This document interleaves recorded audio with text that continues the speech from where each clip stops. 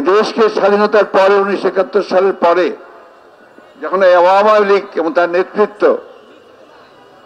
একটি একনায়কতান্ত্রিক এবং একটা স্বৈরাচারী একটা অবস্থা তৈরি করেছিল,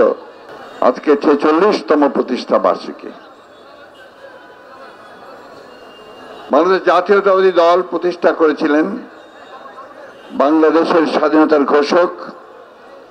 বহুদলীয় গণতন্ত্রের পুনঃপ্রবর্তক এবং আধুনিক বাংলাদেশের স্বপ্নদ্রষ্টা শহীদ প্রেসিডেন্ট জিয়াউর রহমান বীর উত্তম। এই দেশকে স্বাধীনতার পরে 1971 সালের পরে যখন আওয়ামী লীগ এবং তার নেতৃত্ব একটি একনায়কতান্ত্রিক এবং একটা স্বৈরাচারী একটা অবস্থা তৈরি করেছিল, 1975 সালের পট পরিবর্তনের ফলে এবং 7ই নভেম্বরের পরে